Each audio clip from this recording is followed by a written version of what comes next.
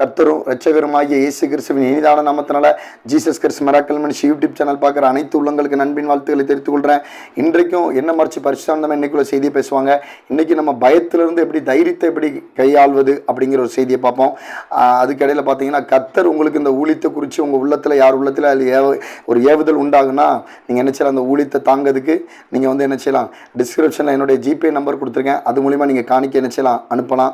நீங்கள் விதைக்கிறதுனால அந்த விதையை கர்த்தர் உங்களுக்கு 1000 மடங்கு திரும்ப அந்த பணத்தை ஆசீர்வதித்து உங்களை பெருக செய்வாங்க. அதனால் நீங்கள் வந்து ப்ரேயர் ரெக்வஸ்ட்டுக்கும் அந்த நம்பரை நீங்கள் நினச்சலாம் கான்டாக்ட் பண்ணலாம். அது மூலிமா நீங்கள் கமெண்ட்ஸ்லேயும் உங்கள் ப்ரேயர் ரெக்வஸ்ட்டை போட்டு விடலாம். அது மூலிமா உங்களுக்கு ப்ரேயர் மூலிமா கர்த்தர் என்ன செய்வாங்க, உங்களுடைய தேவைகளை ப்ரேயர் மூலிமா கர்த்தர் உங்களுக்கு ஒரு சப்போர்ட் பண்ணி ப்ரேயர் மூலிமா உங்களுக்கு தேவைகளை சந்தித்து உங்களுக்கு ஒரு விடுதலையை கட்டாயமாக தேவனாய் கர்த்தர் கொடுப்பாங்க.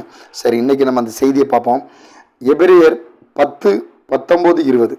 ஆகையால் சகோதரரே, நாம் பரிசுத்த ஸ்தலத்தில் பிரவேசிப்பதற்கு இயேசுவானவர் தமது மாம்சமாகிய திரையின் வழியாய் புதிதும் ஜீவனுமான மார்க்கத்தை நமக்கு உண்டு பண்ணினபடியால் அந்த மார்க்கத்தின் வழியாய் பிரவேசிப்பதற்கு அவருடைய இரத்தத்தினாலே நமக்கு தைரியம் உண்டாயிருக்கிறபடியினாலும். அப்போ நம்ம இயேசு வந்து என்ன செய்தார், பரிசுத்த ஸ்தலத்தில் பிரவேசிப்பதற்கு, நம்ம வந்து பரிசுத்தமாக வாழ்கிறதுக்கு, பரிசுத்தமாக இருக்கிறதுக்கு இயேசுவானவர் மாம்சமாகிய அவருடைய மாம்சமாகிய சரீரத்தின் திரையாகிய புதிதும் ஜீவனுமான மார்க்கத்தை நமக்கு என்ன செஞ்சிருக்காரு, உண்டு பண்ணியிருக்கார். அவருடைய சரீரமாகிய நமக்கு மார்க்கம் என்ன செஞ்சிருக்கு, அவருடைய சரீரம் நமக்குள்ள மார்க்கமாக உண்டாக்கப்பட்டிருக்குன்னு வேதவசனம் சொல்லுது. புதிதான அவருடைய சரீரம் நமக்குள்ள என்னது உண்டாக்கப்பட்டிருக்கு. வீடியோ பார்த்துட்டு ஒவ்வொரு சகோதரத்திலும் இயேசுவானவர் அவருடைய ஒரு சரீரமாகிய மாம்சம் உங்களுக்குள்ள பிறக்கப்பட்டிருக்கு. அதுக்கப்புறம் பார்த்தீங்கன்னா அந்த மாம்சத்தின் வழியாய் பிரவேசிப்பதற்கு அவருடைய ரத்தத்தினால நமக்கு தைரியம் உண்டாயிருக்கு. அப்போ நம்மளுடைய இயேசுவோட ரத்தம் நம்ம மேலே இருக்கு. அதை நீங்கள் என்ன செய்யணும், விசுவாசிக்கணும். அப்போ இயேசுவின் ரத்தத்தில் உங்களுக்கு என்னது தைரியம் உண்டாயிருக்கு. அப்போ நீங்கள் என்னென்ன காரியத்துக்கு குறித்து பயப்படுறீங்களோ அந்தந்த காரியத்தில் இயேசு ரத்தம் என் மேலே இருக்கு, இயேசு ரத்தம் எனக்குள்ள ஓடுது அப்படி நீங்கள் சொல்லி அதை அறிக்கையிடும் போது அந்த அந்த ரத்தத்தை நீங்கள் உணர்ந்து அந்த வந்து இயேசுவோட ரத்தம் எனக்குள்ள கிரியை செய்து அவர் ரத்தம் என் மேலே இருக்கு, அவர் ரத்தம் எனக்குள்ள ஓடுது அப்படி நீங்க உணர்ந்து அந்த வார்த்தையை நீங்க அறிக்கையிட்டு அந்த வசனத்தை சொல்லும் போது ஆட்டோமேட்டிக்கா உங்களுக்கு என்ன செய்யும், தைரியம் உண்டாகும். அது கட்டாயமா உண்டாகும். இயேசுவோட ரத்தம் உங்க மேல இருக்குன்னு சொல்லி ராத்திரி ஒரு 11 மணி 12 மணிக்கு நீங்க இருட்டில் போயிட்டு வாங்க, உங்களை எந்த பிசாசோ பேயோ எதுவுமே உங்களை ஒன்றும் செய்ய முடியாது. காரணம் இயேசுவோட ரத்தத்துக்கு பேய் பிசாசு கூட என்ன செய்யும், பயப்படும். இயேசுவோட ரத்தம் என் மேல இருக்கு, அதனால நான் தைரியம் கொண்டு இருக்கேன், அதனால நான் தைரியமான உணர்வு அடைஞ்சிருக்கேன், அதனால தைரியம் எனக்குள்ள புதிதாக்கப்பட்டிருக்கு, அதனால தைரியம் எனக்குள்ள உண்டாகப்பட்டிருக்கு அப்படி நீங்க அறிக்கையிட்டு விசுவாசத்தோட நீங்க இருட்டா இருந்தாலும் எந்த காரியங்களும் செஞ்சு பாருங்க. அந்த இயேசுவின் ரத்தத்துல உங்களுக்குள்ள எல்லா பயனும் கண்டிப்பா விலகி போகும். தைரியம் ஆட்டோமேட்டிக்கா என்ன செய்யும், உங்களுக்கு உண்டாகும். ஏன்னா இயேசு ரத்தம்னா பிசாசு கூட நடுநடுங்குங்க. அப்படிப்பட்ட ரத்தம் உங்க மேல இருக்கு. இந்த வீடியோ பார்த்துட்டு இருக்க சகோதர சகோதரி மேல அந்த இயேசுங்கிற ரத்தம் இருக்கு.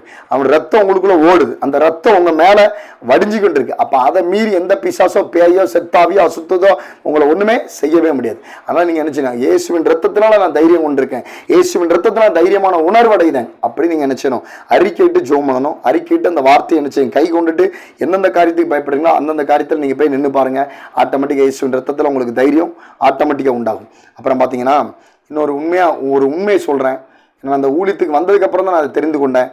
ஏன்னா சில இடத்துல யாராவது மரணம் அடைஞ்சிட்டா அங்கே போய் போவேன். அங்கே போகிறதுக்கு முன்னாடி என்ன செய்வேன்னா அந்த ஆவிகளை கட்டி ஜெபம் பண்ணிட்டு தான் போவேன். கட்டி ஜெபம் பண்ணிட்டு அதுக்கப்புறம் இயேசுவே உங்கள் ரத்தத்தில் நான் ஒப்பு கொடுத்துட்டு போகிறேன், உங்கள் ரத்தத்தில் நான் மூடிக்கோங்க அப்படின்னு சொல்லி ஜெபம் பண்ணிட்டு போங்க. அதில் உள்ள ஏன்னா அந்த காலத்தில் சொல்லுவாங்க, ஒரு மனுஷன் செத்துட்டா அதுக்குள்ளே 10 பிசாசு வந்து உட்காரணும். அந்த எந்த விதமான பிசாசோ அசுத்தாவிகளோ உங்களை அண்டவே வேண்டாது. இது உங்களுக்கு ஒரு அழகான ஒரு டிப்ஸு, நீங்கள் ஃபாலோ பண்ணுங்கள். இயேசுவே உங்கள் ரத்தத்தில் நான் என்ன ஒப்பு கொடுத்துட்டு போகிறேன், உங்கள் ரத்தத்தில் என்ன மூடிக்கோங்க அப்படின்னு சொல்லி நீங்கள் ஜெபம் போங்க. எந்த விதமான செத்தாவிகளோ பிசாசோ அந்த செத்தாவிகளோட நீங்க போகும்போது அதுல இருந்து கிரீசிற பிசாசோ உங்க பக்கத்துல கூட வராது. ஏன்னா இயேசு ரத்தம் உங்களை என்ன செய்யும், மூடிக்கொள்ளும். இயேசு ரத்தம் உங்களை பாதுகாத்துக்கணும். இதை வந்து நீங்க நினைச்சீங்க ஒவ்வொரு இடத்துலையும் உங்களுக்கு தெரிஞ்ச சொந்த பந்தங்கள் யாராவது மரணம் அடைஞ்சா நீங்க நினைச்சீங்க இந்த வார்த்தையை வச்சு ஜெபம் பண்ணிட்டு போங்க, இயேசுவின் ரத்தத்துல நம்ம மூடிக்கோங்க, இயேசு ரத்தம் எம்மல இருக்கு அப்படின்னு சொல்லி ஜெபம் பண்ணிட்டு போங்க. எந்த பிசாசோ செத்தாவிலோ அசுத்தாவிலோ உங்களை நினைச்சு அதை அணுகவே அணுகாது. இயேசு ரத்தம் நினைச்சு உங்களை பாதுகாக்கும். இது ஒரு விஷயம். அப்புறம் பார்த்தீங்கன்னா இன்னொரு டைம் வந்து எனக்கு தெரிஞ்சு ஒரு கிராமத்தில் ஒரு அம்மா இறந்துட்டாங்க. இறந்து ஒரு வாரம் இருக்கும். அந்த பொண்ணு ஒரு வாலிப பொண்ணு, அவளுக்கு ஒரு வாலிப பொண்ணு சொல்லிட்டு கல்யாணம் ஆகி ஒரு குழந்தை இருக்குது. அப்புறம் அவளும் அவங்க பாட்டியும் தான் அந்த வீட்டில் இருக்கிறாங்க, அவங்க கணவர் இருக்காங்க. அப்போ அக்கம் பக்கத்தில் உள்ள சொந்த பந்தங்கள் யாரும் வந்தால் அந்த அம்மா அந்த வீட்டுக்கு வந்தால் அந்த வீட்டில் வந்து அவங்க வர்றவங்கள அந்த ஆவி வந்து அமுக்குது அப்படின்னு சொல்லி செஞ்சுக்கிட்டு இருந்தாங்க, பயந்துக்கிட்டு இருந்தாங்க. அந்த அந்த அந்த சூழ்நிலையில் தற்செயலாக கர்த்தர் எனக்கு அந்த கிராமத்தில் ஒரு ஊழியத்தை கொடுத்துருந்தாங்க. நான் எனக்கு தெரிஞ்ச ஒரு வயசான அம்மாவை கூட்டிகிட்டு போயிருந்தேன். அப்போ நான் வந்து ஜெபிக்க போகும்போது இதுக்கு முன்னாடி இந்த நியூஸ் எல்லாம் நான் கேள்விப்படுறேன். அந்த வீட்டில் இந்த மாதிரி அந்த அம்மா வந்து அமுக்குறாங்க, கையை பிடிச்சிருக்காங்க, காலை பிடிச்சிருக்காங்கன்னு சொல்கிறாங்க. அப்போ நான் என்ன செஞ்சேன், நான் தைரியமாக போனேன். ஏன்னா உலகத்தில் இருப்பவனை காட்டிலும் எனக்குள்ளே இருக்க ஒரு பெரியவர், இதெல்லாம் எனக்கு ஏமாத்திரம் அப்படின்னு நான் தைரியமாக அறிக்கிட்டு போனேன். அப்போ நீங்கள் எந்த காரியத்துக்கு பயப்படுறீங்களோ என்ன மாதிரி நினைச்சிங்க, அந்த காரியத்தில் உலகத்தில் இருக்க பிசாசை காட்டிலும் செத்தாவை காட்டிலும் எனக்குள்ளே இருக்க ஒரு பெரியவர் அப்படி நீங்கள் அறிக்கிட்டு போகும்போது ஆட்டோமேட்டிக்காக தைரியம் உங்களுக்குள்ள அதிகமாகும், ஆட்டோமேட்டிக்காக விசுவாசம் அதிகமாகும், ஆட்டோமேட்டிக்காக உங்கள் உள்ளே இருக்கக்கூடிய அந்த இருதயத்தில் என்ன செய்யும், துணிச்சல் அதிகமாகும். இதை நான் அறிக்கிட்டு போனேன். அறிக்கிட்டு போய் நான் ஜோம் பண்ணிட்டு வந்தேன். கர்த்தர் கிருபையால அன்னைக்கே அதுல இருந்து அந்த வீட்டில் வந்து அந்த அமுக்குற ஆவி பிசாசுன்னு எல்லாமே இயேசு கிறிஸ்துவின் நாமத்தில் பரிசுத்தம் வந்தாமே அதை முறிச்சு போட்டாங்க. ஜெபத்தின் மூலியமாவும் ஆவியான என்ன மறைச்சி வழிநடத்தின் மூலியமாவும் அந்த ஆவியில முறிச்சு போட்டாங்க. அதுல இருந்து அந்த வீட்டில் வேற எந்த ஆவியிலும் கிரியை செய்யல. அவங்க ஒரு சமாதானமா வர்றவங்க போகிறவங்க எல்லாம் சமாதானம் பண்ணிட்டு போகிறாங்க. அந்த வீட்லேயும் அவங்களும் சமாதானமாக இருக்காங்க. அப்போ காரணம் என்னச்சுன்னா, உலகத்தில் உங்களை பயமுறுத்துகிற அந்த ஆவிகளை காட்டிலும் உங்களுக்குள்ள இருக்க தேவனாகிய கர்த்தர் பெரியவர் அப்படிங்கிறத நீங்கள் விசுவாசிக்கணும். அதை நீங்கள் அறிக்கையிடணும். அதை அறிக்கைட்டு ஜோம் பண்ணிட்டு போய் பாருங்கள். ஏன்னா பிசாசோட தலையை நசுக்குனவர் தான் இந்த வீடியோ பார்த்துட்டு இருக்க ஒவ்வொரு சகோதர பயப்படுற ஒவ்வொரு சகோதர சகோதரிகளும் அவர் பெரியவராக இருக்கார். அதை நீங்கள் நினைச்சிங்க, விசுவாசிங்க. அதை விசுவாசி நீங்கள் அறிக்கைட்டு ஜோம் பண்ணிட்டு போய் பாருங்கள். ஆட்டோமேட்டிக்காக எந்த ஆவியாக இருந்தாலும் அந்த ஆவி முறியப்பட்டு உங்களுக்கு தைரியமும் துணிச்சலும் அந்த உலகத்தில் இருக்கிற காட்டில் பெரியவர் உங்களுக்குள்ள கொடுப்பார். அந்த பெரியவராகிய தேவனாகிய கர்த்தர் கட்டாயமா கொடுப்பார். அதனால் நீங்கள் என்ன செய்யுங்க, அதை விசுவாசிங்க, அதை நம்புங்க. அப்புறம் பார்த்தீங்கன்னா உங்களுக்கு வந்து பயங்கிறது எங்கன்னா அது வந்து என்ன சொல்கிறேன்னா உங்கள் மனசுக்குள்ளே தான் அந்த பயங்கிறது முதல்ல பில்டப் ஆகுது. அப்போ அந்த மனம் வந்து நமக்கு நன்றாக இருந்தால் அதுக்கப்புறம் நம்மளுடைய செயல்பாடுகள் நம்மளுடைய வெளிரங்கமான காரியங்கள் எல்லாம் ஆட்டோமேட்டிக்காக தைரியமாகும். அப்போ நம்ம மனசில் தான் தைரியத்தை வர வைக்கணும். அப்போ நீங்கள் என்ன செய்யுங்க, உங்கள் இருதயத்தில் கையை வச்சு அந்த வசனத்தை அறிக்கையிடுங்க. உலகத்தில் இருப்பன காட்டில் எனக்குள்ளே இருக்க ஒரு பெரியவர், எனக்குள்ள தைரியத்தின் ஆவி கொடுத்துருக்காரு அப்படின்னு நினச்சிங்க. உங்கள் இருதயத்தில் நினச்சிங்க, அந்த இருதயத்தில் கையை வச்சு அறிக்கைட்டு ஜோம் பண்ணுங்க. இருதயம் ஃபுல்லாக இயேசு ரத்தருக்குன்னு ஜோம் பண்ணுங்க. அதில் அபிஷேகம் பெற்றவங்களாம் ஏன் இருதயம் ஃபுல்லாக பர்சன்ட் அக்னி இருக்குன்னு சொல்லி நினைச்சீங்க, நீங்கள் அறிக்கைட்டு ஜோம் பண்ணி பாருங்க. அப்போ ஆட்டோமேட்டிக்காக உங்களுக்கு தைரியங்கிற அந்த உணர்வு, அந்த தைரியங்கிற துணிச்சல் உங்கள் இருதயத்துக்குள்ள ஆட்டோமேட்டிக்காக கிளம்பும். இப்போ ஒரு உதாரணம் எக்ஸாம்பிள் சொல்கிறேன். ஒரு ஃபேன் ஓடிக்கிட்டு இருக்குன்னா அது திடீர்னு ஓடிக்கிட்டு இருக்குது, கொஞ்சம் கொஞ்சமாக மெதுவாக ஓடுது, அப்புறம் ஓடவே இல்லை, லைட்டாக மெதுவாக தான் ஓடுது அப்படின்னா அப்போ அந்த ஃபேனை தட்டி விட்டா ஓடும். அப்போ காரணம் அந்த உள்ள இருக்க அந்த கண்டென்சர் வந்து வீக் ஆகிட்டுனா ஃபேன் வந்து என்ன செய்யுது, ஓடுது, அப்படி கொஞ்சம் கொஞ்சமாக ஓடி அப்படியே நின்று போயிடும். இதே மாதிரி தான் நம்ம வாழ்க்கையில் கொஞ்சம் கொஞ்சமாக அந்த பயம் அதிகமாகி அந்த பயம் பெருசாகி நம்மளை என்ன செய்யும், பயத்துக்குள்ளே ஒரு சிறையிருப்புக்குள்ளே ஒரு அடிமைக்குள்ளே கொண்டு வந்து நம்மளை வச்சிடும்.